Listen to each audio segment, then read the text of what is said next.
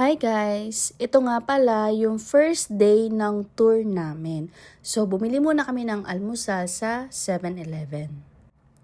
Unlike sa Pilipinas, merong mga tables and chairs sa loob ng 7-Eleven.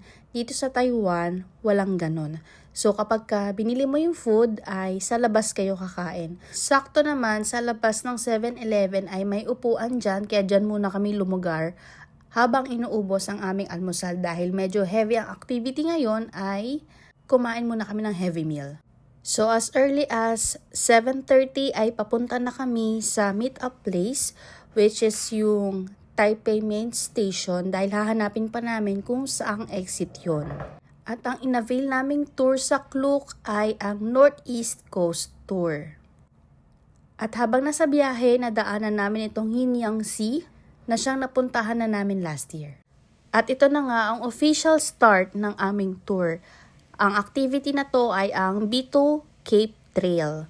So ang saya-saya ko pa dyan dahil sabi ng aming tour guide ay hindi naman daw harsh itong trail na to. So ine-expect ko na kalmado ang aming pag-akyat ng bundok or yung tour na ito. So ayan nga guys, nagsimula kami siyempre sa ibaba ng trail. And nagulat ako kasi pagkalagpas namin dyan sa kanto na yan ay kailangan na namin umakyat ng napakataas na hagdan. Personally, hindi talaga kami bati ng hagdan. Ayoko talaga ng hagdan, siguro dahil mabigat ako, hindi ko kayang buhatin yung sarili ko or talagang madali lang ako mapagod dahil kulang ako sa exercise dahil lagi ako nakahupo at nakaharap sa laptop. So guys, napagod talaga ako ng bongga sa unang araw ng tour namin. Mabuti na lang, malakas ang hangin at ang weather dyan ay nasa 11 to 12 degrees lang. Kaya alam mo yun, kahit na hingal ako, pagod na pagod, hindi siya ganun kasakit sa dibdib dahil malamig yung paligid. Ang isa siguro, kaya hindi ako gano'n napagod dahil maganda po yung daanan. Siguro kung ito yung magiging itsura ng hike sa Pilipinas, siguro maiengganyo ako kasi maayos yung dadaanan, hindi ka matatakot na maaksidente. So yun na nga, nakuha ko pa mag-picture dyan, no? Nasa dulo na kami ng, parang pila kasi to ng mga turista. Tinawag na kami, kaya biglang napatakbo kami papunta sa harap. Kasi nga, nahuhuli na kami dahil nga mahina ang katawan. Charing!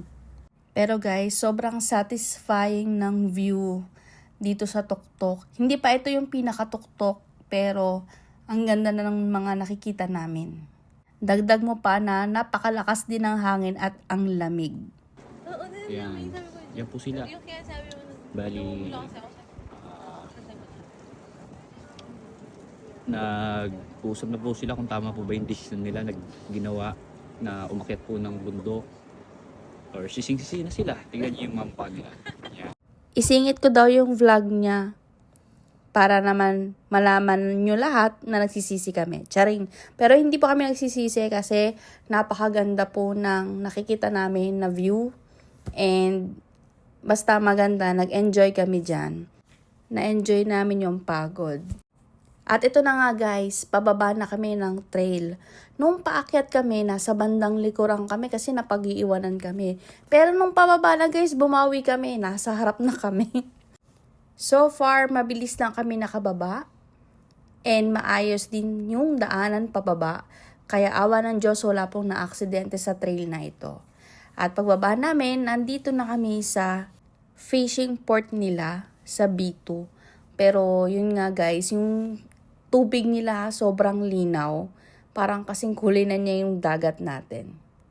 Kaya kung titingnan ninyo, napakalinis, napakaganda, at halata mong disiplinado din ng mga tao rito. Sana sa atin din.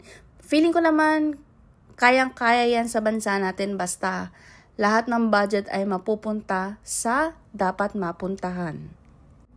Kaya itong fishing port nila ay kasama sa naging tourist spot na pinuntahan namin sa araw na ito. So next stop namin ay sa Heping Island Park. So parang kagaya lang siya ng Geopark sa Yelyu. Pero dito naman ay konti lang yung mga rock formation Hindi ko na napakita pero meron niyang paakyat and then may cafe sa taas. Kaya lang hindi na po kinaya ng katawang lupa ko. Kaya yun guys, after nito nagkilong night market kami para kumain ng hapunan. Yun lang guys. Thank you for watching. See you again tomorrow. Bye-bye!